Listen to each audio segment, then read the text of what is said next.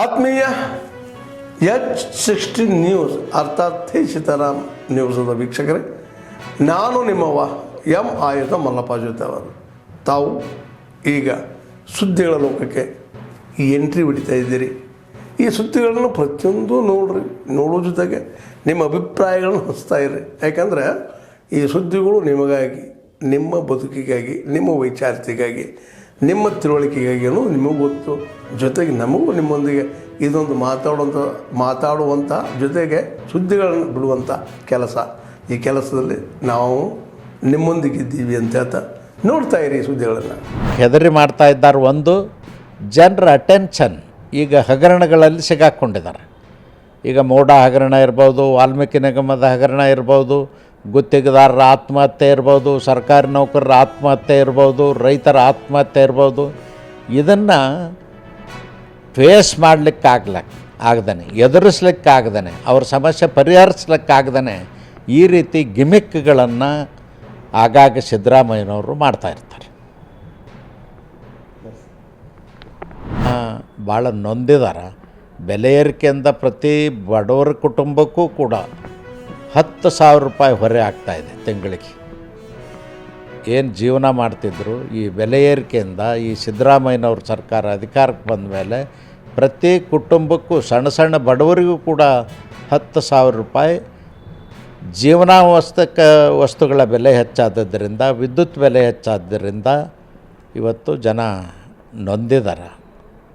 ಅದಕ್ಕಾಗಿ ಈ ಸರ್ಕಾರ ಕಿತ್ತೊಗಿಬೇಕು ಅಂತ ಜನ ಮಾತಾಡ್ತಾ ಇದ್ದಾರೆ. ಸರ್, ಈಗ ಒಂದು ನಿಮ್ಮ ಕೇಂದ್ರ ಸರ್ಕಾರದ ವಿರುದ್ಧ ಕೂಡ ಈಗ ಏಪ್ರಿಲ್ 17ರಂದು ಪ್ರತಿಭಟನೆ ಮಾಡ್ತೀವಿ ಅಂತೇಳಿ ಡಿ ಕೆ ಶಿವಕುಮಾರ್ ಕರೆ ಕೊಟ್ಟರು. ಅದು ಮೋಸದ ಆಟ ಅಷ್ಟೇ. ಪ್ರತಿಭಟನೆ ಮಾಡ್ತೀವಿ ಅನ್ನೋದು ಅದೊಂದು ಮೋಸದ ಆಟ. ತಾವು ಮಾಡಿದ ತಪ್ಪನ್ನು ಸರಿಪಡಿಸದೆ ಜನರಿಗೆ ನೆರವಿಗೆ ಬರದೇ ಕೇಂದ್ರ ಸರ್ಕಾರದ ಕಡೆ ಪ್ರತಿಯೊಂದಕ್ಕೂ ಬಟ್ಟು ಮಾಡ್ತಕ್ಕಂಥ ಇವರು ಚಾಳಿ ಏನದ, ಈ ಚಾಳಿಗೆ ಜನ ಬುದ್ಧಿ ಕಲಿಸ್ತಾರೆ. ಕೊಟ್ಟಾರಲ್ಲ ಅಷ್ಟೇ ರೀ. ಅದು ತಳಿಗೆ ಅಂತ ನಾವು ಬೆಲ್ಟ್ ಹಾಕೋತ್ನಾಗ ರೀ ಎರಡು ಸೈಡ್ ಮಣ್ಣು ಕತ್ತರಿಸ್ರಿ. ಅದು DCP ಗಜ್ಜಿಗೆ ಇದಾಗಿತ್ತು, ಅದು ನಮ್ಗೆ ಗೊತ್ತಿಲ್ಲ ರೀ. ಒಟ್ಟು ಎರಡು ಸೈಡ್ ರೀ ಮಣ್ಣು ಕತ್ತರಿಸಿ ಇದಾಗಿತ್ತು ರೀ. ಹಾಂ, ನಾನು ಹೇಳ್ತೀನಿ ರೀ. ನಮ್ಮ ಅಮ್ಮ ರೀ, ನೀನು ವಯಸ್ಸಾಗಿಲ್ಲ ರೀ, ಮತ್ತು ಇನ್ನೂ ಹರಿಯೋದ ಹೋಗಿದ್ದಿ ಮ್ಯಾಗ ನಿಲ್ಲೋ, ನಾನು ಹೋಗ್ತೀನಿ ನಮ್ಗೆ ಅವಾಗ ಮುಚ್ಚಿನ ಅಂದ್ರೆ ಗೊತ್ತೈತಿ. DCP ಸಲುವಾಗಿ ಕುದಿಸಿದ್ರು DCP ಮುಂದೆ ಐತೆ, ತೆಗಿನ ಮುಂದೆ ಐತ್ರಿ. ಒಂದು 15 ದಿನ ನಾವು ಬಂದಿರ್ಕಿಲ್ಲ, ಬೇರೆದವ್ರು ಮಾಡಿರಿ. ಅಂಬೇಡ್ಕರ್ ಜಯಂತಿ ಹೋಗಿದ್ರಿ. ಅಂಬೇಡ್ಕರ್ ಜಯಂತಿ ಮುಗಿಸ್ಕೊಂಡು ನೀನು ನೈಟ್ ಬಂದಿರಿ. ಅವ್ರ ಶಿವಲಿಂಗಿರಿ ನಮ್ಮ ಕಾಕನ ಮಗ ಹಾಕೊಂಡ್ರೆ, ಮತ್ತು ಅವ್ನು ಬಸಮ್ಮ ಅಮ್ಮ ರೀ ಮಾಮ ಹಾಕೊಂಡ್ರೆ. ಹಾಂ, ಎಲ್ಲರೂ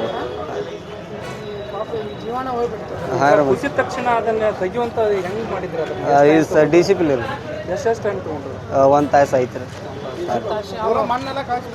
ಹಾಂ, ಪೂರ ಮಣ್ಣೆಲ್ಲ 10 ಫೂಟ್ಗೆಲ್ಲ ಮಣ್ಣೆಲ್ಲ ಬಿದ್ದಿದೆ ಸರ್. ಅವ್ರ ಮ್ಯಾಗ ಎಲ್ಲರೂ ಇದ್ದರು ಸರ್. ಎಲ್ಲರೂ ಅವರು ಸ್ವಲ್ಪ ಇದನ್ನು ಮಾಡಿರಿ ಸರ್.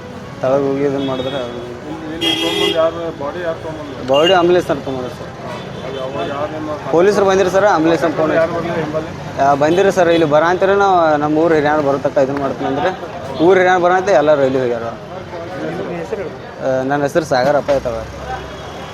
ಕಾಲ ನಿರಂತರವಾಗಿ ದೇಶದಲ್ಲಿ, ರಾಜ್ಯದಲ್ಲಿ ಆಡಳಿತ ನಡೆಸಿರ್ತಕ್ಕಂಥವ್ರು ಕಾಂಗ್ರೆಸ್ ಪಕ್ಷದವರು. ಜವಾಹರ್ಲಾಲ್ ನೆಹರು ಕೈಯಲ್ಲಿ ಮಾಡೋಕ್ಕಾಗಲಿಲ್ಲ. ಗರೀಬಿ ಹಠಾವ್ ಅಂತ ಹೇಳಿದಂತ ಇಂದಿರಾ ಗಾಂಧಿ ಕೈಲೂ ಕೂಡ ಮಾಡಕ್ಕಾಗ್ಲಿಲ್ಲ. ರಾಜೀವ್ ಗಾಂಧಿ ಕೈಲೂ ಮಾಡಕ್ಕಾಗ್ಲಿಲ್ಲ. ಅಂತ ಒಂದು ಮಾಡಲ್ ಯಾವ್ದಪ್ಪ ಅಂತ ಹೇಳಿ ದೇಶದಲ್ಲಿ ಸಾಕಷ್ಟು ಚರ್ಚೆ ಆಯಿತು. ಆದ್ರೆ ಕೇಂದ್ರದಲ್ಲಿ ಕಾಂಗ್ರೆಸ್ ಪಕ್ಷ ಅಧಿಕಾರಕ್ಕೆ ಬರೋದಕ್ಕೆ ಸಾಧ್ಯ ಆಗ್ಲಿಲ್ಲ. ಆ ಪುಣ್ಯಾತ್ಮ ರಾಹುಲ್ ಗಾಂಧಿ ಪ್ರಧಾನಮಂತ್ರಿ ಆಗ್ಲಿಲ್ಲ. ಹಾಗಾಗಿ ಆ ಬಿಸ್ನೆಸ್ ಮಾಡಲ್ ಏನು, ಅಭಿವೃದ್ಧಿ ಮಾಡಲ್ ಏನು ಅಂತೇಳಿ ನಮ್ಗೆ ಯಾರಿಗೂ ಕೂಡ ಮತ್ತೆ ಚರ್ಚೆ ಮಾಡೋದಕ್ಕೆ ಸಾಧ್ಯ ಆಗಲಿಲ್ಲ. ಆದ್ರೆ ಇವತ್ತು ಸತ್ಯ ಬಹಿರಂಗ ಆಗಿದೆ. ಆತ್ಮೀಯ ಕಾರ್ಯಕರ್ತ ಬಂಧುಗಳೇ, ಸತ್ಯ ಬಹಿರಂಗ ಆಗಿದೆ. ಯಾವುದಿದು ಅಭಿವೃದ್ಧಿ ಮಾಡಲ್ ಅಂತ ಹೇಳಿದ್ರೆ, ಹಿಂದೆ ನ್ಯಾಷನಲ್ ಹೆರಾಲ್ಡ್ ಅಂತಕ್ಕಂಥ ಒಂದು ಪತ್ರಿಕೆ ಇತ್ತು. ಸ್ವಾತಂತ್ರ್ಯ ಪೂರ್ವದಲ್ಲಿ ಈ ದೇಶದಲ್ಲಿರ್ತಕ್ಕಂಥ ಸಾವಿರ ಸ್ವಾತಂತ್ರ್ಯ ಹೋರಾಟಗಾರರು, 5,000ಕ್ಕೂ ಹೆಚ್ಚು ಸ್ವಾತಂತ್ರ್ಯ ಹೋರಾಟಗಾರರು 10,000 ರೂಪಾಯಿಗಳನ್ನ ಜೋಡಿಸಿ ಆ ನ್ಯಾಷನಲ್ ಹೆರಾಲ್ಡ್ ಅಂತಕ್ಕಂಥ ಒಂದು ಪತ್ರಿಕೆ ಪ್ರಾರಂಭ ಆಯಿತು, ಟ್ರಸ್ಟ್ ಪ್ರಾರಂಭ ಆಯಿತು. 10 ವರ್ಷಗಳ ಕಾಲ ಈ ಟ್ರಸ್ಟ್ ನಡ್ಕೊಂಡು ಬಂತು. ಆದ ಸ್ವಾತಂತ್ರ್ಯ ಬಂದ ನಂತರದಲ್ಲಿ ಯಾವ ನ್ಯಾಷನಲ್ ಹೆರಾಲ್ಡ್ ಅಂತಕ್ಕಂಥ ಒಂದು ಸಂಸ್ಥೆ, ಒಂದು ಟ್ರಸ್ಟ್. ಆದ್ಮೇಲೆ ಎಲ್ಲ ಸುದ್ದಿಗಳನ್ನು ನೋಡಿದ್ರಲ್ಲ, ಏನು ಅನಿಸ್ತು ನಿಮಗೆ? ಇದರಲ್ಲೇ ನಿಮ್ಗೆ ಲೈಕ್ ಆಗಿರ್ಬೋದು, ಡಿಸ್ಲೈಕು ಆಗಿರ್ಬೋದು, ಕಾಮೆಂಟ್ ಬೇಡಪ್ಪ ಅಂತೂ ಅನಿಸಿರ್ಬೋದು, ಕಾಮೆಂಟ್ ಮಾಡಬೇಕಪ್ಪ ಅನಿಸಿರ್ಬೋದು, ಶೇರ್ ಮಾಡಬಾರ್ದಪ್ಪ ಅನಿಸಿರ್ಬೋದು, ಅದು ಮಾಡಬೇಕು ಅನಿಸಿರ್ಬೋದು. ಏನಾದರೂ ಆಗಲಿ ಶೇರ್ ಮಾಡ್ತಾಯಿರಿ, ಈ ನ್ಯೂಸ್ಗಳನ್ನ ಹಂಚ್ತಾ ಇರಿ, ಜೊತೆಗೆ ಇದಕ್ಕೆ ಸಬ್ಸ್ಕ್ರೈಬ್ ಆಗ್ತಾಯಿರಿ ಅಂತ ಹೇಳ್ತಾ H16 ನ್ಯೂಸ್ ಅರ್ಥಾತ್ ಹೇ ಸೀತಾರಾಮ್, ಇದು ಸತ್ಯದ ಕೈಗೆ ನಡಿ. ವಂದನೆಗಳು.